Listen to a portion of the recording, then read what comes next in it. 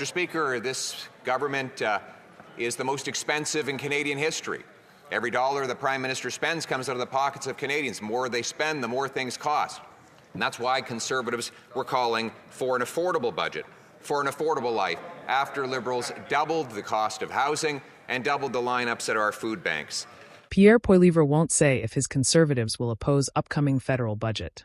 Pierre Poilievre is refusing to commit to opposing the Liberal budget before he has even read it, despite laying out specific demands that the Liberals are almost certainly not going to meet. It is political theatre at its finest, and with the budget being a confidence vote, Canada could be heading into another federal election if this goes sideways.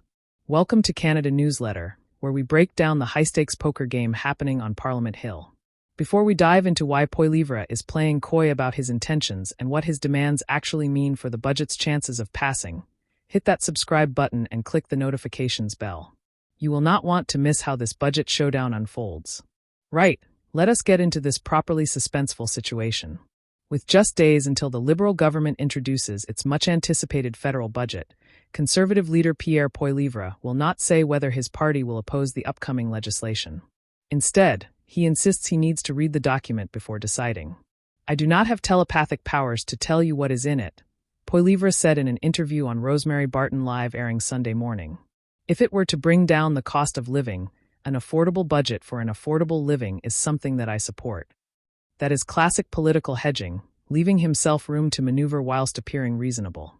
The Conservatives have laid out a few key demands to the Liberals for the budget, including scrapping the industrial carbon tax and keeping the deficit below $42 billion. Here is the problem. The Liberal budget is reportedly going to have a deficit of around $78 billion, nearly double what Poilievre says he will accept. So either Poilievre is setting impossible demands knowing they will not be met, giving him cover to oppose the budget, or he is genuinely hoping the Liberals will capitulate, which seems wildly optimistic.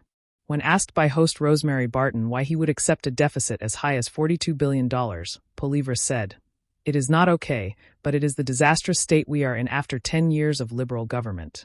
I would like a zero deficit, but the Liberals have put us in this mess, and I work with what I got." That is a fascinating admission. Poilievre is essentially saying he would tolerate a massive deficit if he were in power, which undercuts his criticism of Liberal spending. When pressed by Barton that his comments mean he will not support the budget, Poilievre reiterated he has not yet seen the document and wants the Liberals to introduce a budget that will make life more affordable for Canadians. If the government were in a collaborative mode, recognizing they only have a minority, they would accept my ideas for an affordable budget for an affordable Canada, he added. Translation: the Liberals should adopt Conservative policies if they want Conservative support, which is not exactly how minority governments typically work. The Liberal government will need cooperation from at least one other party to pass the budget, which is being tabled on Tuesday in the House of Commons. Because the budget is a confidence vote, Canadians could be facing another federal election if it does not pass. Prime Minister Mark Carney signaled on Saturday he is prepared to fight an election over the budget should it come to that. He also said he is 100% confident that this budget is the right budget for this country at this moment. Carney is clearly not backing down, which sets up a potential collision course with the Conservatives. Thanks so much for watching. Until next time, this has been Canada Newsletter.